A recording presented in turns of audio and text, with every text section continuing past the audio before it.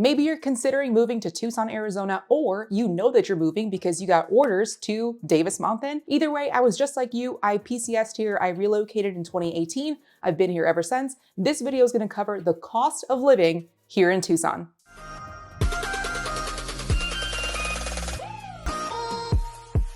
My name is Ali Garced, or Ali the agent, on all social media. I am a real estate agent, so I would love to be of service to you if you're looking to move here and purchase here in Tucson, greater area. You can text me any day, any night, any weekend. I don't care. I love getting the text from you. I love being of service. After you text me, we'll set up a call. We'll talk about exactly what you're looking for. We'll answer all of your questions and get you started in the home buying process. So, cost of living in Tucson, Arizona. This video is going to cover a bunch of categories, and at the end of each category, I'm going to summarize whether I give it a thumbs up, a thumbs down, or somewhere in between. I will be covering my personal experiences, my personal bills. I'm giving you the true cost of living in Tucson, Arizona. I don't like sugarcoating anything. The categories I'm going to be covering today are food, housing, bills, travel, activities, shopping, and transportation. Starting with food, let's start with grocery stores, which my wife says I pronounce wrong, that I should be saying grocery. Oh, I don't like the way that sounds. Either way, the biggest chains that we have here are Safeway and Fry's. Of course, after the pandemic, the cost of everything has increased. But overall, I'd say the cost of groceries are pretty averagely priced. We also do have less expensive stores like Walmart and Aldi, where you can get much better deals, and Sprouts as well. But there are also a lot of mom and pop stores like carnicerias or smaller Asian stores where you can get more authentic food and for cheaper. I haven't been to a grocery store in a long time because I started going with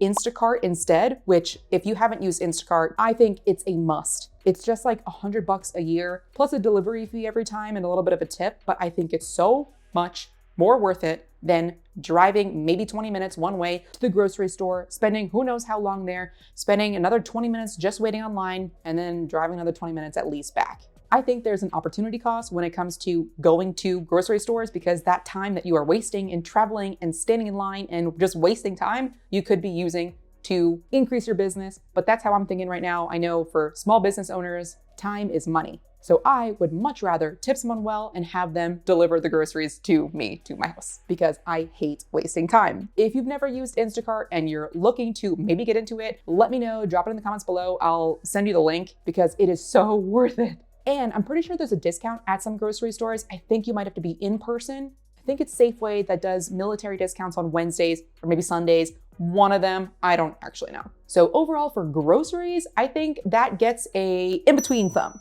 Now I want to talk about restaurants. This one immediately gets a major thumbs down from me because majority of the restaurants here, they act as if we are in Los Angeles or San Diego, somewhere expensive, because the prices are crazy. I went to a speakeasy, and granted, speakeasies aren't known to be very cheap, but one drink was like $25. Even the prices of fast food here in Tucson compared to other cities like Salt Lake, where I just flew back from, there is a difference in the same meal that you're getting from one Taco Bell to another, or one Cane's to another. It is surprisingly more expensive in Tucson. A fast food meal for two people will run you like $30 here in Tucson. Meanwhile, that same meal for two people in another city would probably be like 20. So you really have to know your in and outs of the dollar menu here in this area. So that's fast food. And if you want to talk about healthy food, forget it. That's going to be obviously a lot more. A lot of the restaurants here in town, which we have a ton of restaurants, don't have the healthiest food. So if you are a health nut and you love going out to eat at restaurants, you're going to be kind of limited in options. I tried to get some photos from the menus online, but a lot of them don't share their prices. However, I still was able to get some photos. So you can see for like a simple salad, it's at least $12. And then if you want to add steak or chicken or shrimp or whatever to it, that salad for one person, just the food, is going to be at least like $20. That's before tax, that's before tip. So if you like going out to eat at restaurants, I highly suggest going to Hole in the Walls. They usually taste better and they're significantly cheaper. If you're watching this and you live here in Tucson and you have a favorite hole in the wall that has good food, that's cheap, please drop it in the comments below. I know of a couple, but I'm always looking to add. I also want to talk about delivery. Say you want to stay in on a Friday night, or you just got home from work and it's Wednesday and you don't want to cook and you also don't want to go out to eat. You want to deliver something, right? Like say pizza. Depending on where in Tucson you live, not all pizza places will deliver to you. Especially if you live out in Vail or if you live in Marana, you might be going online and realizing, oh, you're outside of the radius. Or you might call them and being like, hey, can I meet you somewhere halfway? Which I've definitely done before. And they're like, no. And for the rare few restaurants that still have delivery fees from that actual restaurant itself, which is like a dying concept, they definitely have a radius. Again, Tucson is so big, and I've mentioned this so many times in other videos. Please watch them after this. But if delivery is very important to you, then definitely you're gonna wanna live central Tucson. Now, of course, there are delivery services as well, Uber Eats, Seamless, which is owned by Grubhub. But unless you want to pay double the amount of your food, first of all, you're already overpaying for food. Then you have to pay pretty much that same price again in just delivery, and then tax, and then tip. It gets ridiculous. Lesson learned, I used to live up in Tanque, Verde. I now live in Marana. I lived in 8 different spots in Tucson, Arizona. So if delivery is super important to you, again, live central. That's my lesson learned to you. So the delivery portion gets a thumbs down from me, making the overall food in Tucson, the cost of food, not the actual food, the cost of food, a thumbs down. Next category is housing. I'm gonna start it off with this. There has never been a more unaffordable time to be living in than now. The middle class is completely getting squeezed, where we have big hedge fund companies just scooping up properties, buying it cash. They don't even need tenants in it. They don't need cash flow. And those properties that they're buying, they're never again gonna hit the market. They will always be forever rentals. So if you are on the fence right now between being able to qualify, try your hardest to qualify for a property and purchase one now, because it's my opinion that you will be priced out of the market in 5 to 10 years. Now, I'm not saying go in over your head just to purchase a property, but if you can, please do. Get a roommate in there, do whatever you can to keep your cost of living low. With that said, let's start with rent. During the pandemic, rents skyrocketed. They went up 17% in Tucson. However, late 2023 numbers showed that rents decreased 16%. So it's kind of like a break even. Renting right now is about an average of $1,800 a month or $1,900 a month. Again, depending on where you live, depending on what type of property you're renting. The cheapest right now to rent would be like a casita or an ADU, like additional dwelling unit. Those are going for $700 a month. A single family house costs about $1,900 a month. And actually the most expensive is a manufactured home, and that's going for around $2,100 a month. Now, property values, if you're looking to purchase, this is where I can help you. The national median home price for the entire US is $407,000. In Tucson, it's $375,500. If you're looking for a bigger house, say a 4-bedroom, 4-bath, on average, that's going for about $515,000. And if you're looking for more of a luxury home, that starts at around $800,000. So those are really good prices compared to other cities in the US. Also, right now, homes are no longer flying off the shelf like they used to be. The buyers that we're representing, we are no longer competing against 10, 15, 20 offers. We might be competing against 1, maybe 2. And you no longer have only 6 hours to think about it and place an offer to get under contract. You now have 36 days to think about it. That is the average days on market. You did not have that a few years ago. There's a lot more negotiation power. We got one of our buyers recently into a house where we negotiated that the seller pay her so much in closing costs that she only had to bring $3.21 to purchase a house. And that house is a 3-bed, 2-bath in a great area. So text me if you'd like that type of negotiation. We do this every single day. So overall, for housing, it's getting a thumbs up from me. Let's talk now about property taxes. The national average is 1.1%. Arizona is half of that. We're at 0.6%. However, keep in mind, if you are purchasing a new build, those are going for higher. Those are like 0.8 to 1%. But if you're purchasing an already existing house, that's 0.6%. That's amazing. HOAs. People have differing opinions on HOAs. I get both sides of them. I also, my personal experience when I moved here to Tucson, Arizona, when I purchased my first house, I closed. And then that same week, I received a letter from the HOA saying, hey, it's our final attempt.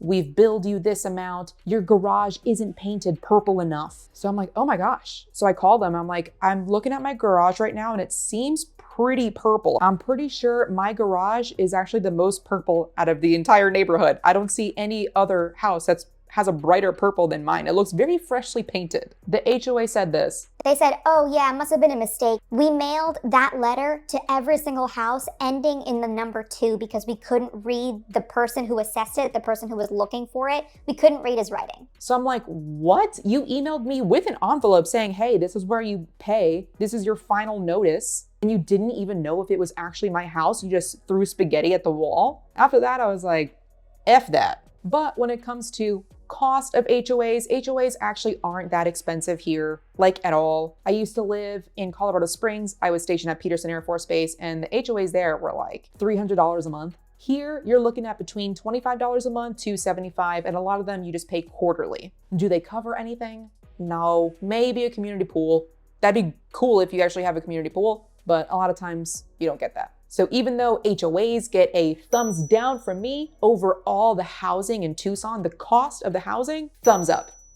Now let's talk bills. Internet. Depending on where in Tucson you live, you might only have one option. Again, if you live out in Vail or live out in Marana or wherever, you might have one, maybe 2 options. If you're going with the standard internet provider, which very commonly here is Cox, that's gonna be about $120 a month. However, if you live in certain pockets where T-Mobile can give you internet, that only costs like $50. That's what I have. I love it. No complaints at all. Water, sewer, trash is usually combined, especially if you're more in the inner city of Tucson. I know in Marana, it's actually separate. Marana water is its own thing. We pay for trash separately, but overall, say you have a 3-bed, 2-bath house, maybe 2 to 4 people living in your house, water, sewer, trash combined is gonna be around $120 to $200 a month. And gas will run you about $40 a month. Not all the houses here have gas, so there's that as well. If gas is important to you, say you really like cooking on a gas stove and a gas stove only, make sure you let your realtor know that, so in that way we can start eliminating some houses. But of course, the biggest elephant in the room when it comes to bills in Tucson, Arizona is electricity. In the dead of winter, it will cost you maybe like $100 a month. That's great. Again, assuming 3-bed, 2-bath house. But in the dead of summer, that will cost you $400 a month. This is where it's super important to decide whether you want to purchase an already existing, perhaps an old home or a newer home. Because an old home, your AC bill might be up to $500 a month, especially if it's over 2,000 square feet. If you're sticking to more of like a 1,600 square foot, then you're looking at a high of maybe $350. But if it's a newer house with better insulation, dual pane windows, then you're gonna be looking at that $300, $350 range per month. This is where a lot of people turn to solar. They're like, oh my gosh, I can't keep paying $400 a month on electricity in the summer. And I get it, that's a lot. But I'm here to share you my personal opinion, and I advise you, do not go to solar. Solar loans, solar leases are a ripoff. Yes, you save on your bill to where you're only paying 25, maybe $50 a month with solar on your actual electricity bill, but then you have to pay for your solar loan. And it's a whole loan. It's 30 years. Sometimes it's a 40-year loan with interest. If you want to buy a mortgage and pay 30 years on a house and on top of that get a 30 or 40-year solar loan, okay, but I hope that you keep that property forever, or I at least hope that you pay off the solar loan before you place your house on the market. Think further ahead. Am I gonna keep this house forever? Or am I gonna keep this house until I pay off the solar loan? Because even though solar is very, very common here, I will say buyers don't want to place offers on homes where they have to qualify for the home and also qualify for the solar company that they didn't choose. They had no control over the terms, and the interest rates in general are rising. You are going to be pushing out the pool of buyers so much. And on top of that, buyers are usually skeptical. They're like, well, we don't know how the work was done. And during roof inspections, the roof inspector can't see under that. So therefore, the buyers are even more skeptical. Hey, what's the quality of the roof? You know what? Let me just move on. I don't even want this property. It happens a lot. And once you do get under contract, it'll take usually an extra 30 days just to transfer transfer the solar loan. It depends on which company, but a lot of companies take 30, sometimes 90 days just to transfer the solar loan. So you can't close on that house until 90 days later. That can get annoying. Ask me how I know. So if you are unhappy with your AC bill, it might be time to just upgrade those windows. Other fees you'll have to pay for as a homeowner are weed control, because even though we have decorative rock and it's very low care, weeds will still grow forever. Ooh, they do not stop. So that'll be about $30, $40 a month. And pest control, again, depending on where you live, you won't need it if you're central Tucson, but if you're in the outskirts, yes, you'll need it. You'll need it at least quarterly. I do monthly because I don't want any scorpions running around on the carpet, which is the same color as scorpions. So that's about $50 a month. And if you have a pool companies just increased their rates. You cannot find anything lower than $100. Actually, if you know of any pool companies that are less than $100, please drop their name in the comments below. But typically I'm finding no less than $120 a month. So overall, for the category of bills, I'm giving this a in-between thumb.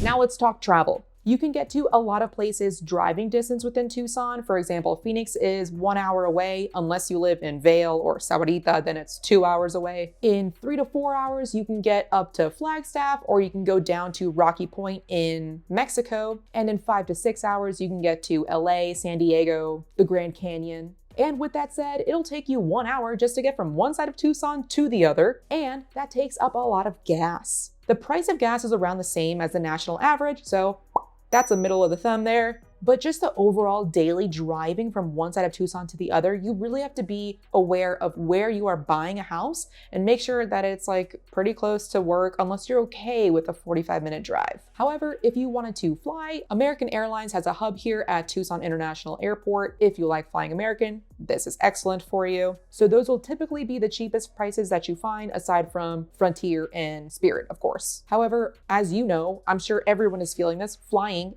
became so expensive. But I don't think that's just a Tucson thing. I think that's an everywhere thing. Well, I think that's an everywhere in America thing. However, because we're pretty close to the Phoenix airport, you'll see a big difference between the cost of flying out of Phoenix compared to flying out of Tucson. It'll be like $200 difference. So then you always have to play that game of, do I want to wake up 2 hours earlier and drive 2 hours to Phoenix, or 1 hour if you're in Marana, and pay for the parking there, which is $18 a day as opposed to $8 a day here in Tucson, and mess around getting lost in the airports there because Tucson Airport is labeled so poorly. And even though they say that they are the friendliest airport, Phoenix Airport is not. I would rather spend my time in LaGuardia or JFK. And I know, I'm originally from New York. And then you got to think about when you come back, when you land in Phoenix, you have to drive all the way back to Tucson. It's going to be at night. You're going to be tired. You just got back from a trip. So is it worth that $200 change just to go fly out of here in Tucson? What's nice about the Tucson airport is that it is smaller, so you can get through security pretty quick, especially if you have TSA pre-check. That'll take you like 30 minutes to check in and get through security. However, sometimes the line is longer at TSA pre-check, and you can actually get through security faster by using the Gen Pop line. However, I do have to share a good story of a great deal that I found. This is pre-pandemic, of course, but I found round trip tickets from Tucson to Germany for $300 per person. I might not ever find that again. Again, this was pre-pandemic, but that was so cool. So I took it. We went to Oktoberfest. Overall, flying in Tucson gets an in-between thumb for me. Now, activities. Overall, Tucson can be super cheap when it comes to activities because it is such an outdoorsy town. You can go bicycling, you can go motorcycle riding, although please be very careful. You can go hiking, walking, mall walking. You can do a lot of stuff for free. But if you're more of an indoor cat like me, you might have to pay for some fun. This is where I wish that I could talk to you about hobbies, but I don't have any. I just love working. So if your hobby is YouTubing, that can also be expensive because editors are expensive. But if you do have a life and say you like going clubbing at night, I will say a good thing is Tucson does not have covers to go into clubs. Say you're going to 4th and Congress, which is right where downtown is. Chances are you're not gonna have to pay for any covers unless you're going to the gay club, IBTs. They always charge you. It's ridiculous, unless you get there at like 6 p.m. I feel like they think that we're in LA. But other inexpensive activities to do are to go to the museum. The zoo here is pretty good. The botanical gardens, they're all pretty inexpensive. And if you like music, We have seen some pretty good bands play at the local theater here,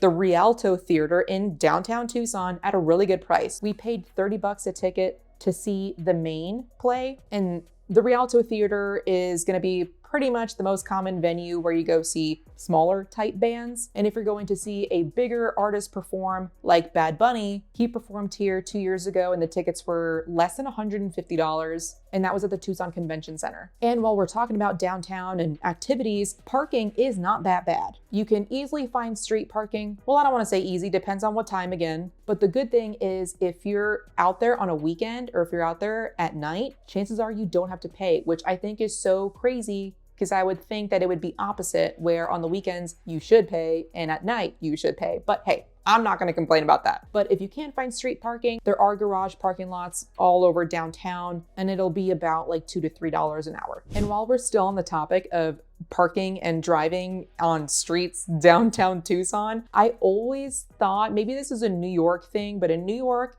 when you park on the side of the road, you have to park in the same direction of where that traffic is heading. But in Tucson, if you're on, say, on the right side of the road, you can park looking forward or backward, which is so crazy to me, but I think that's legal here. One activity that I did try to pick up was playing pickleball.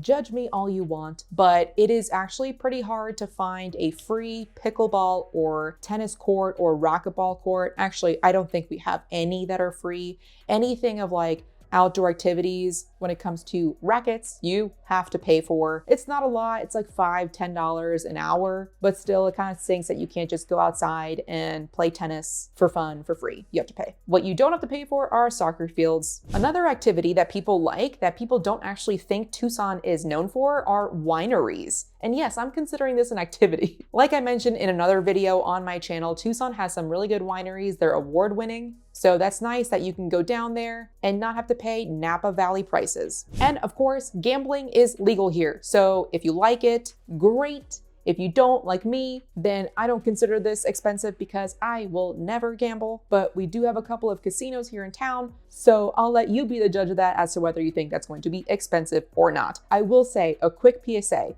The only time I can see the reason behind people gambling is if they love what they do for work. Even then, it's just lighting money on fire. But if you have any inkling, or if you don't like your job, even just like the slightest bit, why would you then throw your money on fire? You just spent 10 hours a day at work hating what you do, only to then just let that money go. It does not make sense to me. But overall, activities in Tucson gets a thumbs up for cost. Now let's talk shopping. We have a couple of malls here in town, and we have an outlet mall up in Marana area. But I will say the outlet mall is pretty much the same prices as any other mall. I haven't seen any spectacular deals. I just recently went on vacation to North Carolina, Carolina Beach, and around there is an outlet mall, and they had some deals. I was buying nice shorts, J. Crew for $11, nice shirts for like $12. I mean, you don't find that at the outlet stores here in Tucson. For $10, $11, you might be able to get 2 scoops of ice cream at the food court. However,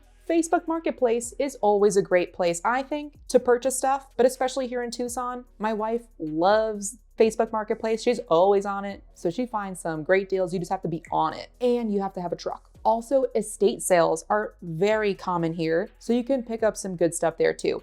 And Tucson has what they call the Tucson swap meet, where people and vendors go and just sell their stuff. It's outside in the sun, there is no shade, it is so hot, bring a water bottle, but there you can find some really good deals too. So overall for shopping, because of the swap meet and because of the estate sales, I'm actually gonna give this a thumbs up.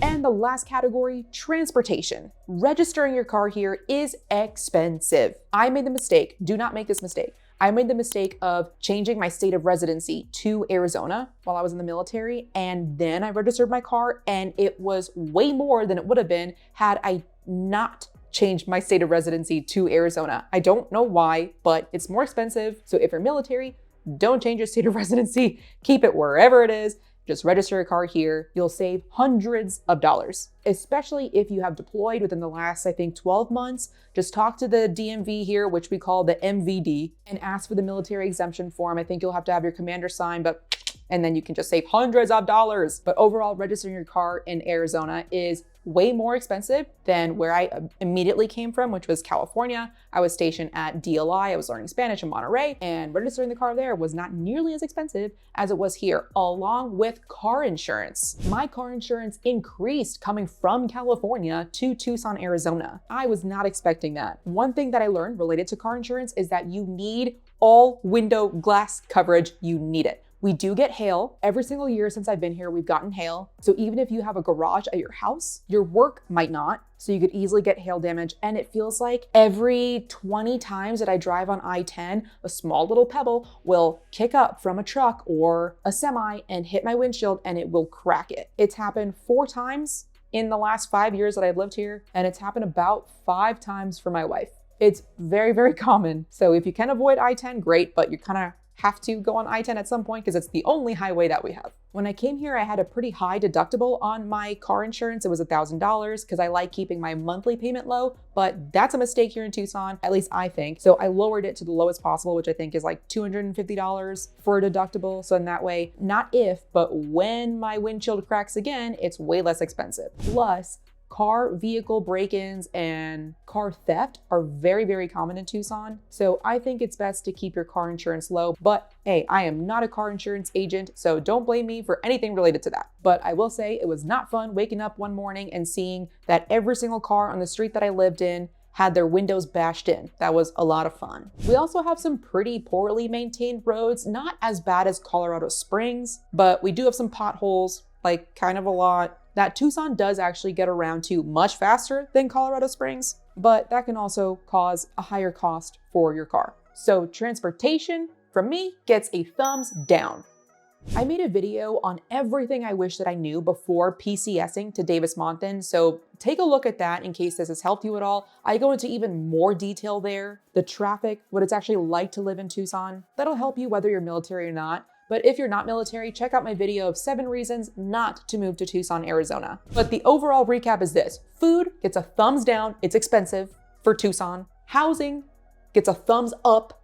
Bills is in between. Travel is in between. Activities and shopping are both thumbs up, but transportation is a thumbs down. Let me know your comments, subscribe, hit that little bell, and I'll see you in the next video.